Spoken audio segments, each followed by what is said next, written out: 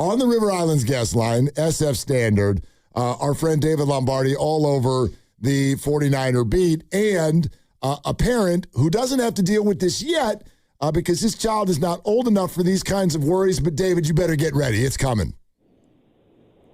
I'll brace myself, but I'm a firm believer of cross that bridge when you get to it. So I'm on my bridge right now, not on that one yet. Well, that's kind of like the 49ers, isn't it? I mean, isn't that essentially what Kyle Shanahan says about these injuries? Like, a lot of guys were missing practice today. At the same time, very few of them are currently slated as not available for 2 Thursdays from now. So do you believe that the 49ers are, quote-unquote, very injured, or do you believe the opposite, that they're actually kind of relatively healthy right now? Yeah, I think it's probably somewhere in the middle, but that's football. That's the nature of the sport. I think that 49ers fans and the media surrounding the 49ers has PTSD from last year when, yes, they were very injured, especially amongst the star players. And we talked about it a bit on the practice field today. It was good to see you out there. You too. 49ers this year, it started in a way that fueled the injury worry tsunami, right? Because Ricky Pearsall had the PCL flare up and he had to have surgery. That was the news right out of bed. Plus, the 49ers were playing things extra cautiously. Christian McCaffrey, for example, was out 2 weeks on purpose. They're managing him. So because it wasn't known exactly why they were doing what they were doing with McCaffrey, and you combine it with Pearsall and all from last year, I think it turned into this whole thing on social media. The substation looming in the background of every single practice video certainly fueled that as well. But I think everybody around the league is dealing with injuries. I don't think the 49ers are dealing with an inordinate amount, and I think they're being very, very cautious because most of the guys on the long list of players who weren't available at practice today are expected back next week. Among them, expected back next week, what is your read on Bosa and Kittle as far as their ability to make it back next week? Bosa is a really, really unique circumstance because he's torn his ACL 3 times. This one was the second on the same knee. So the tendinitis flared up. They are ramping him up in hopes for week 1. And he goes into a different bucket than everyone else just because it is such an exceptional circumstance and because he is Nick Bosa. Kyle Shanahan today said that he hopes he's back on the practice field next week, which would be, essentially 2 weeks ahead of the season opener against the Rams, and then they'll get on the flight to Australia, and the 49ers hope that the season will go well. It's obviously a worry. Like, you can't just say with a straight face to the guy who's torn his ACL 3 times does not give you worry of another knee injury or another complication. It's obviously a worry, but the fact that he hadn't been at practice over the course of the last 2 weeks is not the root cause of that worry, right? And they're hoping to bring him back here over the course of the next 2 weeks of practice so he's ready for week 1. On the front of Kittle, I mean, that's turning into a borderline miraculous recovery. I mean, he might only miss 1 game. If he's back week 1, he'll have only missed 1 game against the Seattle Seahawks in the playoffs. So that's an Achilles, and he's back out on the practice field now. David Lombardi with us here, Willard and Dibbs, 95.7 The Game. Can we get into the roster weeds with you? I'd love to do this. Let's start with left guard. How do you handicap that race right now? Well, Carver Willis has been taking the starter reps for the 49ers. That's the rookie out of Washington. I think back, though, to what Chris Furster initially said about this race in spring. He said, I'm not sure if one person's going to win this job. I think the 49ers were already ready for a platoon, which they ran last year at left guard way back in spring. The early leader on the outside seemed to be Connor Colby, but he definitely hasn't been the leader as of late. Robert Jones took over those first-team duties for the 49ers, but he got hurt. However, he's one of the players whom they're expecting back next week. And I think that an outside surprise here, but one that we need to consider, is Austin Pleasance, who's also supposed to be back at practice next week. He started in place of Trent Williams at left tackle, but you saw Pleasance playing some guard in the last preseason game, and he was also there in practice. before that game against the Chargers. So that's 4 options for the 49ers. I'm not saying they're going to run a 4-man platoon, but I wouldn't be shocked if you saw multiple guys rotate through during the regular season. Now, obviously, you want to narrow this down, and ultimately you want to settle on somebody. But I will say, and I said this last year when they ran a platoon, if you don't have a clear winner, it's not the worst thing in the world to run multiple guys out there, because defensive linemen rotate, and they stay fresh because of it. So you can actually maintain a level of freshness from your offensive linemen if you have 2 guys you think are about equal. I'm not saying that this isn't a position of worry for the 49ers. It absolutely is. But I wouldn't act like a platoon if that's what they end up going to is something that's completely, unprecedented. And Bill Walsh even platooned offensive linemen back in the day. So maybe we're heading in that direction. Are any of those guys you mentioned of the 4-man rotation, are any of them at risk in not making the roster at all? I think that somebody like Connor Colby, here's the thing.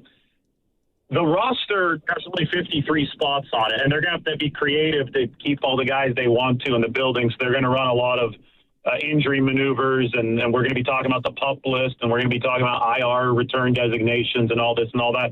Bottom line is that you can't carry everybody that you want to carry every year.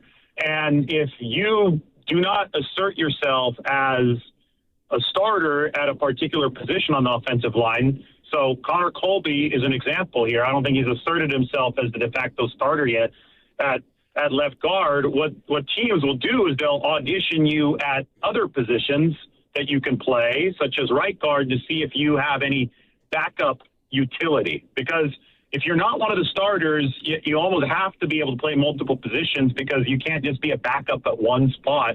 There just isn't enough roster room for that. So, for example, that's why I brought Colby into the mix. If they don't feel that he's one of their 2 best left guards, then he probably doesn't make the roster. Maybe he follows the Colton McKivitz path and he re-signs the practice squad, and that would be a great path to follow, because Colton McKivitz turned into a productive starter. But I think there's a solid chance that somebody like that doesn't make this 53-man, but does stay in the building. David, there's a couple of undrafted guys I want to ask you about who I know have popped a little bit in camp, and I want to see if you think they're either going to make the team or get protected on the practice squad. Let's start with the defensive line and James Thompson Jr. What do you think they're going to do with him? I think he's making the team. I think that he is well more advanced than anybody really anticipated coming out of Illinois, undrafted free agent. 6'6", but he was making plays against the run against the Chargers. And, that's always the worry, especially Alfred Collins. It seems that he's still getting his legs back underneath him. He had a rough first game against the Titans where he was getting washed out of some of those run plays. And, he's 6'7", right? He's tall. You always worry about these tall guys and the pad level. And I think that James Thompson has really, really acclimated to the NFL quickly. And he also has pass rushing juice. So I would expect James Thompson to make this 53-man roster. And then what do they do with Larry Worth III? Let everybody know what you know about him and what you think the plan is. Well, all the hype is on Jaden Duggar, but Larry Worth is a similar player. He was a safety at Arkansas. He's really tall like Duggar. He's 6'4". He doesn't have the same wingspan, but Duggar has like a world record wingspan for linebackers. His wingspan longer than Alden Smith's, to give you some perspective. So Duggar's a little bit shorter than that, but still really, really long player, safety background. Today we saw a nice pass breakup working against Jake Tonjes. I mean, he's been good in coverage for the 49ers. So I think that he and Duggar kind of go together as the prototypes for the fever back position that Raheem Morris is trying to implement. That super versatile position that can rush the passer, that can cover, that can play stack linebacker. I think in all likelihood, if you look at roster numbers, somebody like Duggar makes the 53, and Worth, the 49ers really want to keep around and probably will be able to on the practice squad. And, you start building up that arsenal of extremely versatile, long talent on the second level of the defense. You mentioned Worth as a possible sneak-through candidate. Is there anyone else that you can see that the Niners maybe will try to hide on Thursday night in the hopes of having them clear waivers and keep them on the squad? Oh, man, I would have to pop open my roster and just look. I'm thinking through different positions, and you talk about some of the rookies. I think, most of these draftees probably going to make the team for San Francisco. The thing about this is that they have a lot of guys right now, as we discussed, with relatively minor injuries. So it's really, really hard to predict and project exactly what the initial 53 is going to look like. Again, I have to emphasize it's just the initial 53. That thing is going to change so many times over the course of this season, but they're going to be running a lot of injury maneuvers. Just be ready for this, okay? Just be ready. Here's one thing, like as far as sneaking guys through, I think Isaac Guerrero right now, they thought he was going to be ready near the start of training camp. For all I know, he's ready to go coming off the torn pectoral muscle, but keeping him on PUP right now has big advantages for the 49ers because if he stays there, then he doesn't take up a 53-man roster spot and can start practicing due to the new rules by week 3. He can't return until week 5, but still you could see how keeping Guerrero and Michael Williams on PUP, and especially Guerrero, even though you might be healthy right now, allows the 49ers to buy more roster spots and therefore protect more players from waivers. You're listening to 95.7 The Game, KGMZ FM and HD1 San Francisco and Odyssey Sports Station, and the home of the Golden State Warriors and Valkyries. Always live on the free Odyssey app and coming to you live from the Laughing Monk Studios. Football coverage on 95.7 The Game is presented by Xfinity. Score the most reliable Wi-Fi, one price, 5 years guaranteed. Xfinity, imagine that. We're talking with our friend David Lombardi, SF Standard, on the Niners here on Willard and Dibbs. Okay, David, is De'Zhaun Stribling a starter? Of course. I mean, he's not even partaking in special team stuff at practice anymore. That's the period 2 luxury given to superstars. I mean, Fred Warner, Mike Evans in the receiver room, George Kittle, all those guys on the 49ers go off to do special team stuff in period 2. The superstars, McCaffrey being another one, they just go do whatever they want in period 2. Usually they're just doing really position-specific stuff with their position coach, one-on-one work.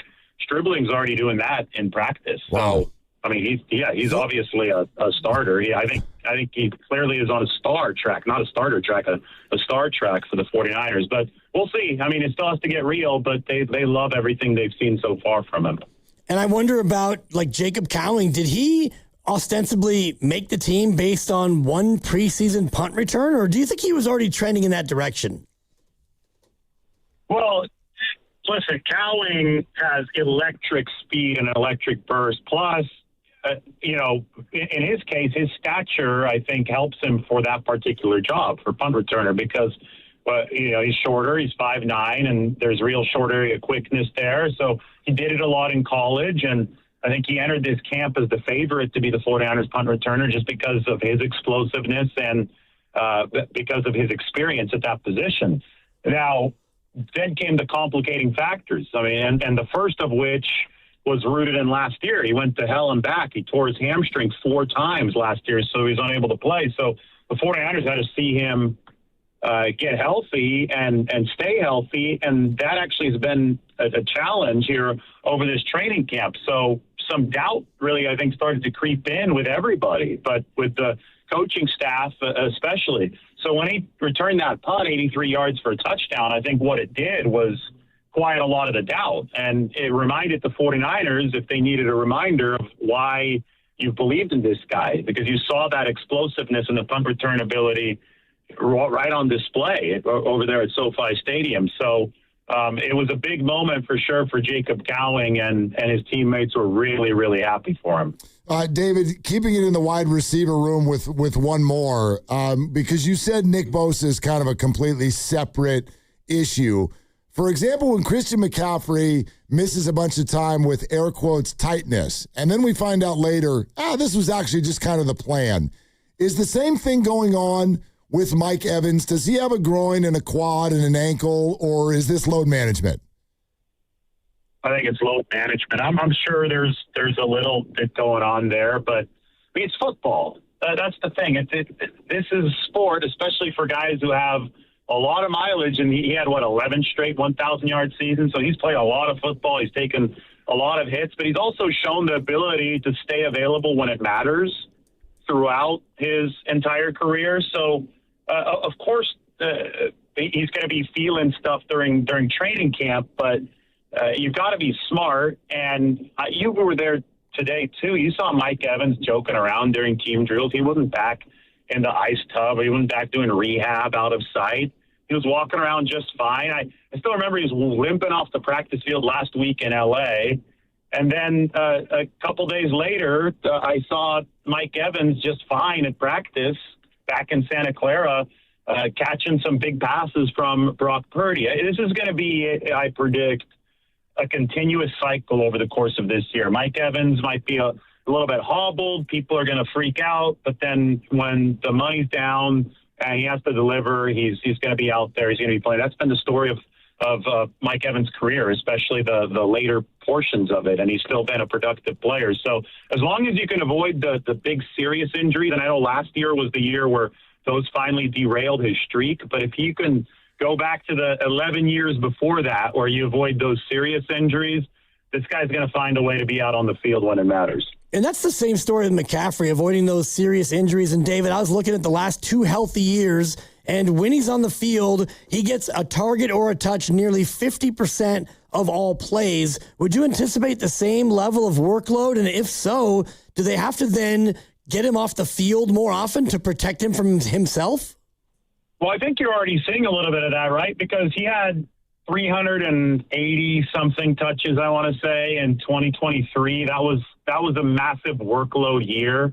And then the Achilles tendonitis popped up in 2024 and derailed that season. So 2025 was a 413 touch year for McCaffrey. So it was even more of a workload than 2023. So you could see the danger of the pattern here, right? Coming off of the heavy workload year, they didn't want this to turn into 2024 again. So the whole 15-day absence from practice at training camp was all part of the plan to back off on the workload. Now, will they also be able to back off on the workload within the actual game?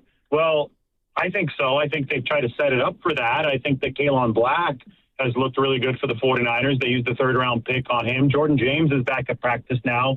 He's also looked solid. I mean, the upgrade button that they've pressed on the running back room over the past week with the return of those 3 guys, McCaffrey, Black, and Jordan James, has been really, really palpable. You could just feel it out there on the field, how much faster and stronger and more powerful they've gotten. But I think that the way that you preserve Christian McCaffrey most is by actually having firepower at wide receiver.